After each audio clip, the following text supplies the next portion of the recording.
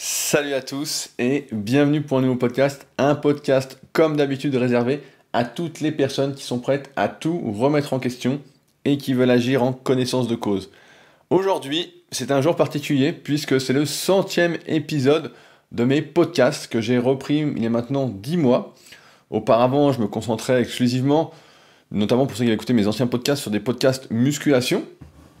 Et il y a 10 mois, je me suis posé la question de faire un podcast un peu plus personnel, plus orienté développement personnel, entrepreneuriat.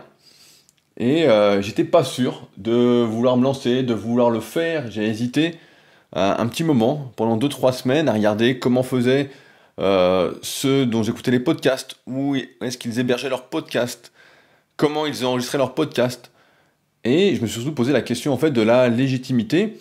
Est-ce que j'ai quelque chose à dire? Est-ce que je peux apporter une plus-value? Ou est-ce que je vais faire comme beaucoup, c'est-à-dire parler pour ne rien dire?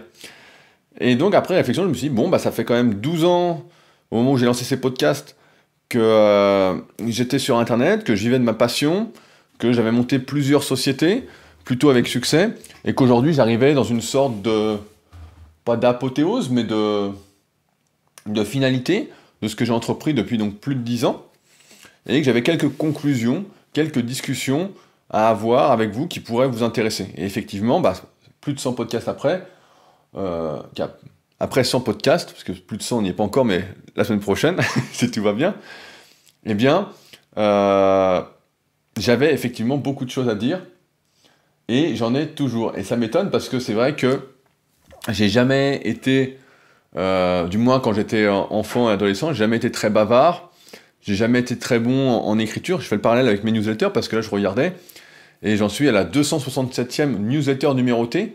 Et pour ceux qui reçoivent mes newsletters, vous êtes habitués à un format un peu comme ces podcasts, où j'ai toujours des choses à dire et où je m'étale énormément. Comme je consomme pas mal de contenu, j'ai cette envie de vous partager ce que je vois, ce que je lis, pour d'une part réfléchir moi-même et essayer de vous faire réfléchir. Et c'est assez drôle de voir que cette évolution, en fait, au fil des années, moi qui n'étais pas prédestiné à la base à faire tout ça, et donc voilà, 100e épisode, et je me suis dit, bah tiens, ce serait peut-être intéressant qu'on fasse un peu les conclusions de cette année, de tous ces épisodes, parce que cette année, on a quand même parlé de pas mal de choses, énormément de sujets, mais rapidement, je voulais faire un petit point avant de commencer là-dessus. Je sais qu'il y en a beaucoup d'entre vous qui hésitent toujours à se lancer, à faire quelque chose, etc. Et je pense que l'hésitation est normale, il faut toujours s'enseigner un petit peu, mais à un moment, il faut faire, on en a parlé à quelques podcasts, à un moment, si vous pensez avoir de la plus-value dans un domaine, apporter quelque chose, une vision différente, il faut le faire. Si vous êtes sans arrêt en train d'hésiter, bah ça se fera pas. On en a parlé, je crois, il y a 2, 3, 4 podcasts, et c'est vraiment le plus important, c'est de se décider rapidement et de faire.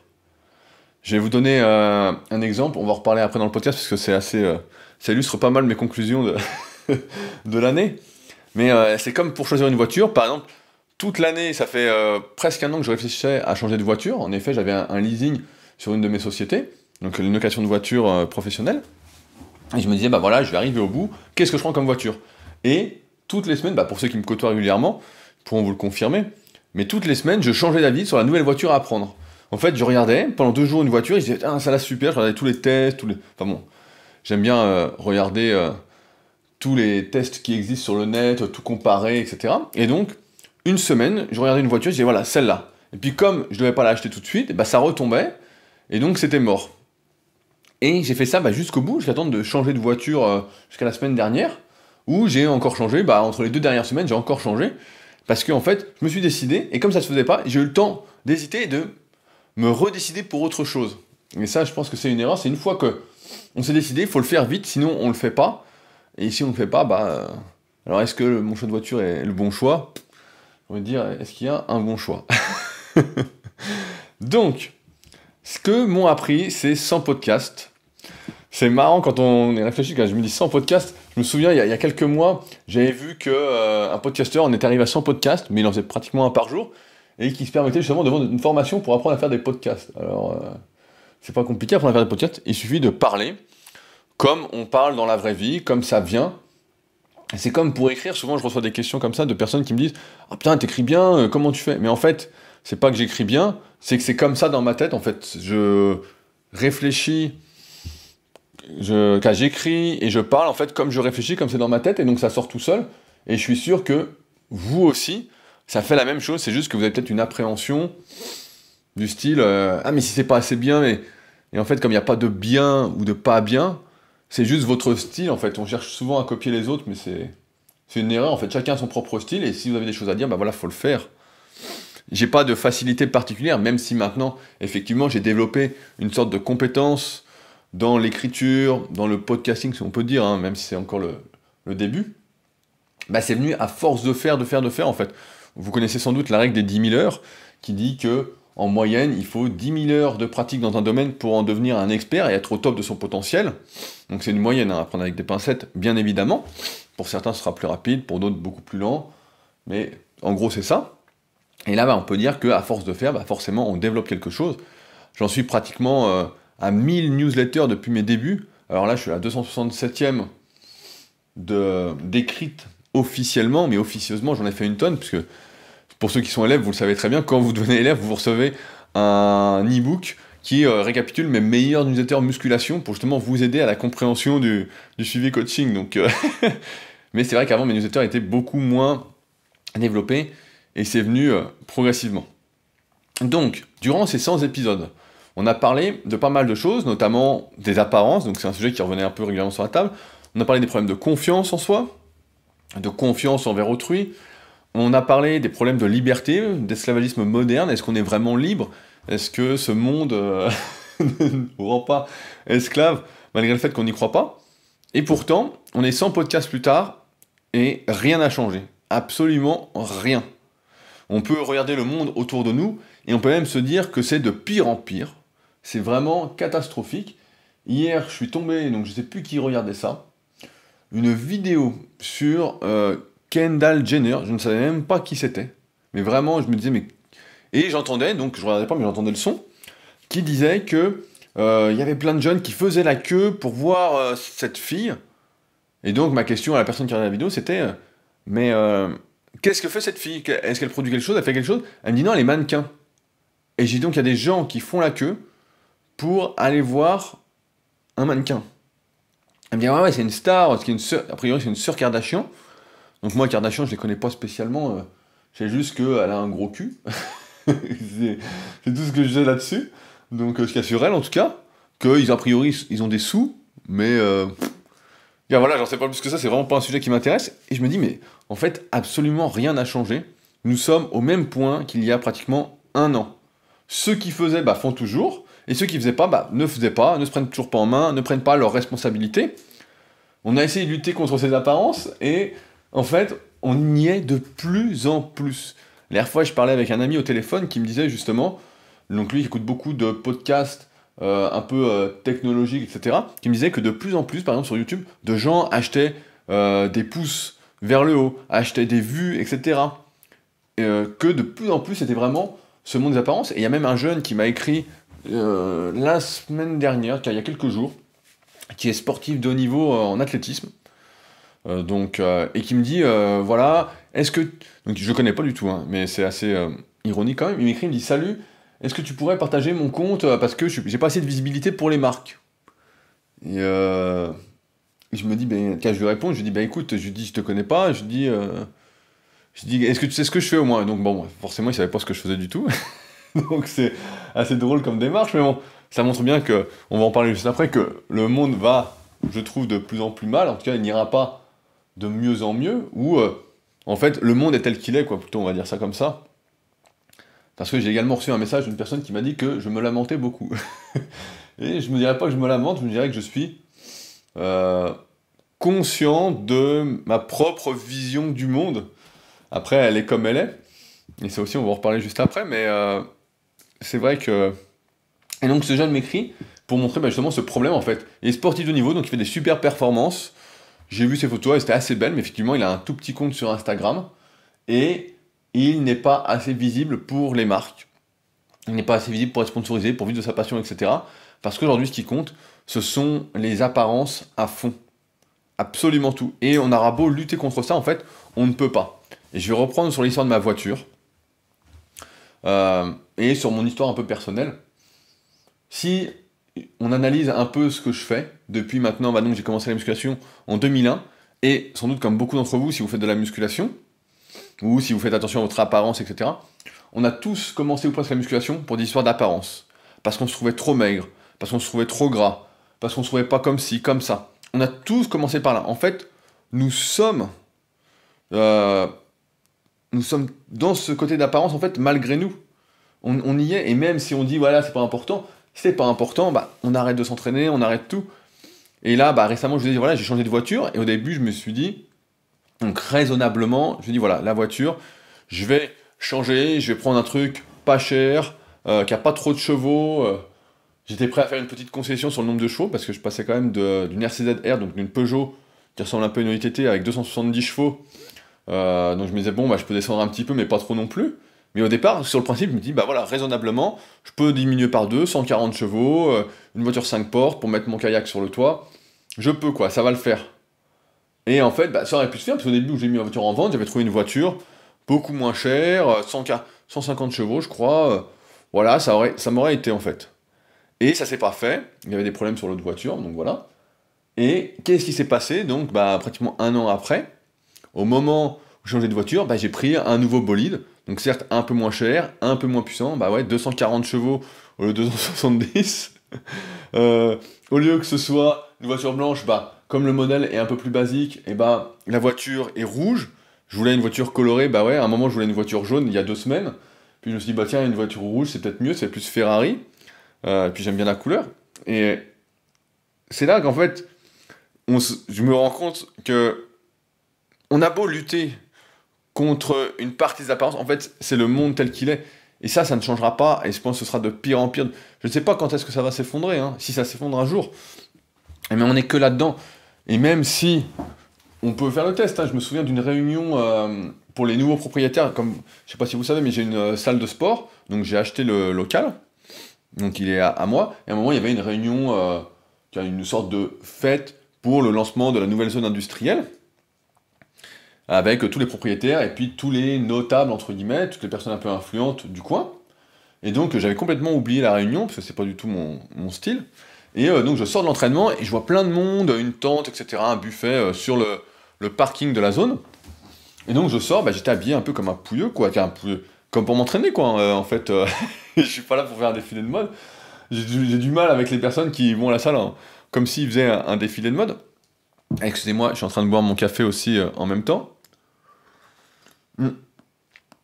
Mais, donc, j'arrive sur le parking, donc j'avais un short dégueulasse, je venais de faire en plus des dips lestés, donc j'avais un peu de rouille sur mon short. J'avais un débardeur rouge, bien flashy, team member, donc de super physique. Et j'arrive, et je me dis, bon, bah, je vais essayer de discuter, etc. Et là, surprise, surprise, en fait, c'est que il a été hyper compliqué de discuter avec qui que ce soit, parce que les gens m'ont un peu snobé. J'ai eu l'impression d'être un peu snobé, et même l'agent immobilier que je connaissais, ou le notaire que je connaissais, etc., ou même la personne qui avait tout construit, ben, en fait, m'ont accordé très peu d'attention, sans doute parce que mon apparence n'était pas en corrélation avec mon statut de propriétaire et avec ce qu'ils souhaitaient montrer, etc., parce que j'ai vu d'autres propriétaires qui étaient là, et qui étaient sapés, habillés, comme des princes, quoi, ou du moins très bien habillés. Et c'est là que, progressivement, on fait ce podcast ensemble, j'ai réfléchi, je me suis dit, mais en fait, on n'est que là-dedans, et c'est simple, beaucoup de choses se résument à ça, et c'est quand même très triste, et on a beau se dire, voilà, on aimerait sortir de ça, etc., qu'on fait partie du truc, on fait partie de ce problème, je sais pas si c'est un problème, mais en fait, il y a, comme d'habitude, dans chaque domaine, il y a des avantages et des inconvénients. Voilà, être un peu mieux physiquement que ce qu'on était, de son point de vue, voilà, être un peu plus en forme, etc., c'est bien. Maintenant, être à outrance, bah, il y a un souci. Donc c'est vrai que je suis plus, en tout cas, personnellement, et vous le savez sans doute, parce que vous avez écouté les anciens podcasts, mais plus pour la récompense au mérite. Pour moi, le jeune qui fait des bonnes performances, qui est sportif de haut niveau, devrait avoir des sponsors. Peu importe sa visibilité, la marque devrait l'aider à être visible, en fait. Et non pas l'inverse, où aujourd'hui, des marques, encore dernièrement, une marque de casque de musique m'a contacté pour me dire, voilà, on vous envoie un casque et vous faites une publication avec notre casque. Et je dis, ouais, et je dis, donc, c'est bien, mais qu'est-ce que j'y gagne en fait? Donc je regarde leur truc, etc. Voilà, c'est des casques qui coûtent entre 80 et 100 euros. Donc je sais pas trop ce que ça vaut, il y a un peu de tout, hein. Et je dis, bon, quelle est la rémunération? Parce que bon, c'est bien beau, mais moi, ça fait un moment que je suis là, j'écris des articles tous les jours, je bosse, quoi. Non, il n'y a pas de rémunération. Et donc là, en fait, on en est à l'inverse. On en est, en fait, le monde s'est inversé, où les marques se servent des gens qui sont visibles, qui sont apparents. Alors moi, quand j'ai grandi, en tout cas, ma vision, c'était plus l'inverse. C'était la marque aide la personne parce que la personne représente quelque chose, vraiment. Et c'est pas juste du vent. Donc ça, voilà, c'est le premier truc, les apparences. On n'a pas, on n'a pas avancé là-dessus. Le deuxième truc, c'est que on a parlé pas mal de contentement, d'acceptation, de bonheur, etc. Et en y réfléchissant, du moins personnellement, je sais que jamais je n'arriverai à me contenter. J'ai beau savoir en fait que une partie du bonheur, je dis bien une partie, hein, pas l'essentiel, se résume là-dessus, voilà, se satisfaire de ce qu'on a, profiter, etc. En fait, pour moi, ce n'est pas une partie du bonheur, je n'arrive pas à me satisfaire, du moins, de ce que j'ai à m'y résoudre. C'est... Peut-être que certains d'entre vous sont comme ça, mais en fait, je pense qu'on se contente quand on n'a pas le choix. Je... J'exagère peut-être un peu, mais c'est un peu ça. On a tous des rêves, des envies, vraiment des trucs qu'on a envie de faire. Et en fait, quand on se rend compte qu'on peut pas les faire, qu'on peut plus les faire, et on se dit, finalement, ce que j'ai, ça me va, c'est très bien, etc. Et moi, j'ai jamais été dans ce truc-là. Je peux pas me contenter. C'est qu'actuellement, au moment où je fais ce podcast-là, c'est anti-moi. Je ne peux pas. Je sais pas. J'ai toujours besoin de ces notions de progrès. En musculation, j'ai toujours eu ça depuis mes débuts. Et je pense que j'aurai toujours ça. Ça fait partie intégrante de ma personnalité. Il y a autre chose que je voulais rebondir aussi, c'est que j'ai mis une vidéo du concours de rowing, donc un des concours du Club Super Physique que vous pouvez voir, c'est une sorte de web série qu'on fait, qui est disponible sur ma chaîne YouTube, donc vous tapez Rudy Koya, et puis ça s'appelle Brut Rowing à la folie. Et il y a un commentaire qui m'a particulièrement interpellé également. Celui-ci, il disait que si on souhaitait être dans l'esprit super physique, on ne devait pas récompenser la meilleure performance ou les meilleurs athlètes, mais on devrait récompenser la personne ou les personnes qui montrent le plus de détermination dans l'effort, peu importe la performance. Et bien que sur le principe, je sois assez d'accord, il est quand même, déjà il est impossible de quantifier la détermination de chacun, donc d'établir un classement, mais on pourrait se dire, voilà, il n'y a pas besoin de faire de classement, mais il y a une chose déjà, c'est que le but du Club Super Physique et des concours, c'est de montrer l'exemple de ce qu'on peut faire en tant que pratiquant de musculation sans dopage. Quelle performance on peut atteindre, quel physique on peut atteindre, avec notamment la team Super Physique.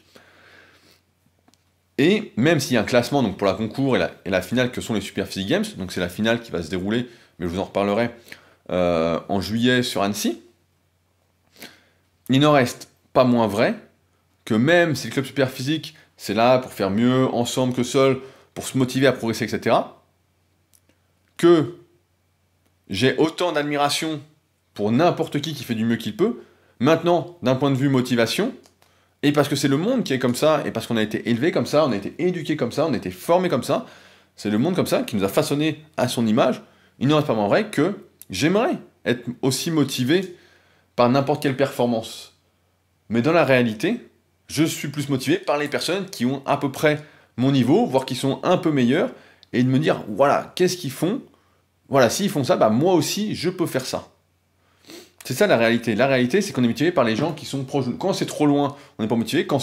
Donc que ce soit au-dessus ou en dessous, on n'est pas motivé. Et quand c'est proche de nous, voilà, on se tire la bourre, etc. Et j'aimerais que, voilà, des gens qui sont loin de moi en termes de performance me motivent, mais ce n'est pas le cas. Et ça montre, c'est un bon exemple, je trouve, qui montre que, en fait, on ne peut pas modifier, on ne peut pas changer, comment dire, on ne peut pas changer complètement les règles en fait de ce monde. Elles sont ancrées en nous et j'en reviens en fait à cette conclusion que qui m'amène après ces 100 podcasts, c'est que il y a un paradoxe complet. On est tous, du moins si vous êtes avec moi aujourd'hui, je pense que vous êtes dans ce cas-là, et en tout cas moi je suis dans ce cas-là, on est tous tournés vers des objectifs, vers des évolutions possibles. On a l'espoir de faire ci, de faire ça, etc. Alors, la plupart d'entre vous ont mon âge, ou sont plus vieux, ou ont après mon âge. On est quand même très peu de... Il y a même très peu de jeunes qui m'écoutent aujourd'hui, mais si vous êtes jeune, ça va vous concerner, donc surtout restez en ligne. Mais je crois en fait que on est comme on est. Et que même si dans ces podcasts, donc j'ai fait 100 podcasts, en fait ça me fait aussi, comme on en a parlé, office de psychothérapie, hein. Je réfléchis sur un sujet, je vous en parle, on en parle ensemble, ça vous fait réfléchir, etc. On essaye d'avancer, d'évoluer, etc. Je pense qu'en fait, on ne change pas, on n'évolue pas. Les erreurs qu'on fait, on va les refaire. Il y a plein de phrases philosophiques qui disent, voilà, il faut pas refaire ses erreurs, on apprend de ses erreurs, etc. Oui, oui, bien sûr, sur des petits trucs, évidemment, et sur des petits détails, mais au fond, qui on est vraiment, ça ne change pas. Je fais de la musculation, c'est un besoin d'apparence. Même si j'ai toujours associé la force, notamment avec le club Superphysique, et puis avant avec Smart Weight Training, le Perfboard, etc. Enfin bon, avec d'anciens jeux comme ça. Il n'y a pas mon règle que la musculation, c'est un jeu d'apparence. On veut être bien, on veut bien présenter. La voiture, c'est pareil. Quand on s'habille, c'est pareil. On veut paraître comme ci, comme ça. Tout ce qu'on fait est une histoire d'apparence. On aurait envie de se contenter, de se dire que voilà, le bonheur, c'est de se contenter, c'est le farniente. Actuellement, là, je suis en train de lire un numéro de Science et Vie. D'ailleurs, merci Thomas pour l'envoi. Thomas, donc c'est quelqu'un avec qui je suis en contact régulièrement. Je connais depuis plusieurs années via les réseaux. Donc il n'y a pas que du mauvais sur les réseaux. Et qui a un super physique, qu'on espère voir bientôt au Super Physique Gym. Thomas, si tu m'entends, t'as intérêt à te ramener un jour. Et il m'a envoyé justement un dossier sur le bonheur, et sur un peu le bonheur suivant les différents philosophes, etc.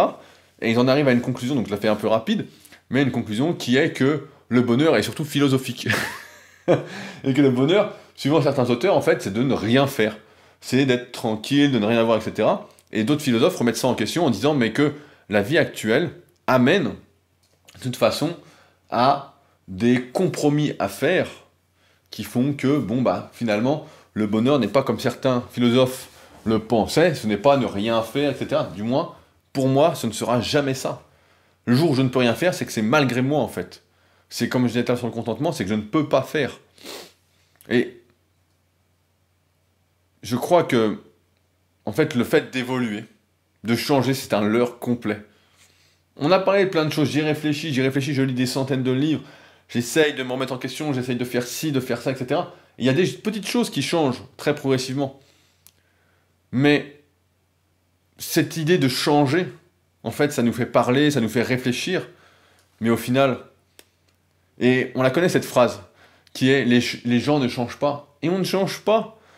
C'est juste que je pense qu'en vieillissant, ce qui se passe, parce qu'au fond de moi-même, même si j'ai l'impression d'évoluer, je dis bien l'impression, ça se trouve que je n'évolue pas du tout, c'est juste qu'en vieillissant, en fait, je pense la même chose, mais que l'expression physique ou orale de cela est atténuée. Et c'est vrai que quand j'étais plus jeune, et sans doute pareil pour vous, hein, quand quelque chose ne me plaisait pas, bah je fonçais en fait. J'étais le genre de type sur Internet, quand j'avais 16-18 ans, quand quelqu'un mettait ses photos et qu'il voulait notre avis, moi j'étais là, déjà dans les prémices de l'analyse morpho-anatomique, à lui dire, bah toi tu vois, les bras, t'en auras jamais quoi, t'auras jamais de gros bras, même s'il aurait des bons bras.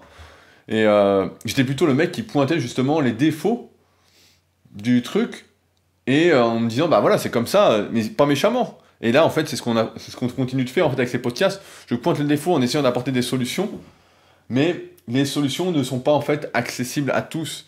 Il y avait un très bon livre que je vous recommande souvent qui est Pourquoi eux, les secrets d'une ascension. Je remettrai le lien avec d'autres liens de toute façon à consulter pour avec ce podcast directement dessous. Si vous êtes sur SoundCloud ou sur l'application podcast sur Apple ou même sur d'autres plateformes, vous pouvez voir les liens. Et qui disait justement, je crois que je vous en ai déjà parlé, mais que tout en fait se jouait durant l'enfance, l'adolescence et le début de la période adulte. Et en fait, je suis pratiquement sûr que c'est le cas. Et je dirais pas certain, et je dirais pratiquement sûr parce qu'on n'est jamais sûr de rien, à 100%, mais c'est que, en fait, si, je sais pas si vous êtes jeune, restez là, mais c'est que tout s'est joué avant, en fait. Si, quand vous étiez jeune, vous avez appris à vous débrouiller tout seul, moi, c'était mon cas, par exemple, je faisais toujours mes trucs seul, j'ai fait des sports individuels, je creusais les sujets seuls quand je faisais de l'athlétisme. Par exemple, j'avais acheté plein de livres, j'étais à fond, etc. J'ai toujours fait les choses à fond, en fait. Là, je fais du kayak, bah, j'essaye de me documenter, j'essaie vraiment de chercher à comprendre comment ça fonctionne, tout. J'essaye de parler avec des mecs qui sont un peu plus spécialistes que moi pour comprendre. Et en muscu, bah, j'ai fait la même chose. J'essaie de me rapprocher des mecs qui en savaient le plus à l'époque. J'ai lu plein de livres. Et aujourd'hui, bah, j'ai créé la méthode Superphysique, comme je vous disais la semaine dernière, en 2016. Puis ça évolue, ça avance. Car ça évolue. Tout est fait, quoi. Donc maintenant, il ne reste plus qu'à avancer sur la formation progressivement pour que, à la fin, vous en sachiez autant que moi. Et voilà, j'ai passé le flambeau et que ce sera à vous de jouer, quoi. Et donc j'ai toujours été, en fait, dans ce truc-là, d'être à fond. Mais parce que ça a toujours été comme ça fait partie de moi, en fait. De me débrouiller, de forcer, d'y aller. Comme je disais aussi dans le podcast, quand on parlait de Vicage Dorasso, qui disait voilà, il y avait des douleurs depuis le début, mais moi c'est pareil. Et j'ai forcé dessus. Et c'est pour ça que c'est dur parfois, quand j'ai un élève qui me dit ouais, j'ai une petite douleur là, et comme je ne suis pas à l'intérieur de son corps, je sais pas exactement comment il a mal. Parce que si c'est une petite douleur, voilà, comme je disais, tout le monde en a, quoi. À un moment, tu veux pas. Il y avait une phrase qui était très connue sur les forums Superphysique à l'époque, c'était soit tu veux du muscle, soit tu n'en veux pas, point, ça s'arrête là en fait. Et après, bah ouais, il y en a qui vont se blesser, il y en a qui vont pas tenir, nanana. Mais en fait, c'est déjà inscrit. C'est comme, là en ce moment, on a fait un podcast la semaine dernière avec Arnaud sur l'analyse morpho-anatomique, qui est disponible bah, sur mon autre chaîne de podcast, Superphysique Podcast. Et on disait justement la part importante des antécédents dans le développement musculaire, dans le développement de la force. Et là, c'est pareil en fait dans le développement de soi-même, dans l'entrepreneuriat, etc. Si les bases n'ont pas été posées, je pense qu'on n'y revient pas. Pendant un long moment, on a parlé aussi cette année du livre L'intelligence émotionnelle, parce qu'à un moment, je me suis dit, voilà, est-ce qu'on peut contrôler ses émotions? Est-ce qu'on peut choisir d'avoir telle ou telle émotion? Et la réponse, en fait, est non. On ne peut pas, et pourtant le livre a été super, mais il explique, en fait, on ne peut contrôler que l'expression physique de ces émotions. Ce qui nous arrive, voilà, c'est comme ça. Et là, par contre, bah voilà, on peut encore faire le choix d'accepter ou de ne pas accepter. Et moi, je suis plus dans cette optique, en fait, et c'est moi, en fait, de ne pas accepter. Je ne peux pas faire... Je n'accepte pas. Voilà, c'est quelque chose qui ne me plaît pas. Et si j'accepte quelque chose, je pense que c'est malgré moi, c'est parce que j'ai pas trop envie et que je laisse faire, en fait. C'est que ça n'a pas d'importance pour moi. Par exemple, autre chose, on en a parlé aussi cette année, mais celui qui fait des choses, etc., voilà, c'est un leader, et il le sera toujours, en fait. C'est pour ça qu'on dit, voilà, celui qui arrive à devenir millionnaire avec une activité, et qui change d'activité, ben en fait, il sait, il a déjà en fait tous les chemins neuronaux, toute la logique, tout le truc, en fait, pour refaire fortune ailleurs, en fait. Il sait comment ça fonctionne, il a fait le truc, voilà, c'est fait, quoi. Il a compris, c'est ancré en lui. Alors que celui qui est un suiveur, en fait, je sais pas si vous avez... Et c'est pas une critique, hein. Il peut pas y avoir que des leaders, il peut pas y avoir que des suiveurs, etc. hein. C'est juste pour moi la réalité qui s'impose. Ma conclusion aujourd'hui avec ce 100e podcast, c'est que celui qui est un suiveur, qui est peut-être le second, ou le troisième, ou le quatrième, etc., ben voilà, il est fait. Il le sera toujours, en fait, également. Peut-être qu'à un moment, il aura un projet ou un truc, mais rares sont ceux, en tout cas, qui vont passer de suiveur à leader, ou de leader à suiveur. Je reprends mon exemple. Je déteste, car j'ai besoin en fait d'avoir le contrôle. J'aime pas les choses organisées à ma place. C'est moi qui dois organiser. J'aime pas suivre un groupe, ça me stresse, comme je disais la semaine dernière, je crois, dans le podcast sur la pression. J'ai besoin que ce soit moi-même qui me mette la pression et pas quelqu'un d'autre. Par exemple, je sais pas, je suis en train de travailler sur l'ordi, j'ai des trucs à faire, et si on me dit, ouais, on parle en 5 minutes, et que j'ai pas fini, je peux pas en fait, ça va me stresser, je vais m'énerver, je vais dire non, c'est pas possible, je dois finir mon truc, me stresse pas, voilà, je fais mon truc, point. Et c'est vrai que, pour ça, aujourd'hui je peux parler de ça, du fait parce que je pense que voilà, on ne change pas. On est qui on est au fond, et bien qu'on puisse jouer un rôle, peut-être de temps en temps. En fait, ce que je fais avec ces podcasts, dans beaucoup en tout cas, quand on parle de sujets un peu polémiques, c'est d'essayer de me convaincre qu'on peut changer les choses parce que j'ai toujours l'espoir en fait. Je sais pas, j'avais fait une vidéo il y a très très longtemps, Donc parfois on en rigole à la salle. Pour mon DVD que j'avais fait en 2015, donc la bande-annonce est disponible toujours sur YouTube, hein. C'est intéressant, je crois que ça s'appelle bande-annonce du DVD. Et dedans je dis j'ai l'espoir à un moment. Et c'est exactement ça en fait. Avec les podcasts, quand on parle de sujets polémiques, en fait j'ai l'espoir qu'on ait du pouvoir dessus. Je me convainc, j'ai une très grande force je pense là-dessus, à me convaincre de certaines choses. Ça me permet d'avancer, rappelez-vous, on choisit ce qu'on croit, et c'est ce qui va définir ce qu'on fait, qui on est, etc. Comment on va être perçu, comment on va s'habiller, enfin bon, on en revient toujours au même. Et ça fait office de ça en fait. Et je me rends compte, ouais, qu'il n'y a pas de... Pour ça, mais j'ai ce besoin d'avoir le contrôle, et je ne peux pas, et c'est pareil comme être un suiveur, en fait, je ne sais pas faire. Je ne sais pas faire partie d'un groupe. Dans n'importe quel groupe, à chaque fois que j'étais dans un groupe, en fait, il arrive un moment où, naturellement, je m'impose, j'ai envie de dire. Naturellement, bah voilà, je discute, etc. Euh, là, dans un temps prochain, là, je souhaite faire un podcast sur comment devenir social, comment ne plus être timide, etc. J'ai préparé quelque chose, mais même si j'apporte des solutions, peut-être que la plupart d'entre vous, en fait, cela ne changera rien. En fait, c'est marrant parce que ce podcast c'est un peu une conclusion, mais on en a aussi parlé. C'est qu'en fait, le monde tourne en rond. On tourne en rond, on tourne en rond, on tourne en rond. Parce qu'on se pose des questions en ayant l'espoir de changer. En fait, c'est cet espoir-là, cet espoir de changement qui nous fait parler, qui nous fait continuer à vivre, en fait. Et peut-être que, finalement, ben, on ne va pas changer. Et que l'espoir, c'est juste... ouais, c'est juste un leurre aussi. Mais c'est marrant parce il faut bien qu'on donne un but à notre vie, vu que ça n'a plus aucun sens, ou presque aujourd'hui, dans cette société un peu... comment dire, société confortable. C'est vrai que ça me rappelle, en fait c'est pour ça que j'aime bien la musculation, parce que je trouve que ça correspond bien à la vie, notamment bah, l'analyse morpho-anatomique. Quand j'analyse quelqu'un ou quand vous faites votre analyse, bah, vous voyez bien, vous avez vos qualités, vos défauts, vous êtes comme vous êtes en fait, et ça changera pas. Si vous avez le biceps hyper court, bah, il restera très court, il sera jamais long. C'est foutu d'avance quoi. Et là c'est un peu pareil, sauf qu'en muscu, bah, on peut ne pas l'accepter, mais quand il est court, quoi. Et là, comme c'est psychologique, on pense qu'on a de l'emprise, en fait. On pense qu'on peut changer.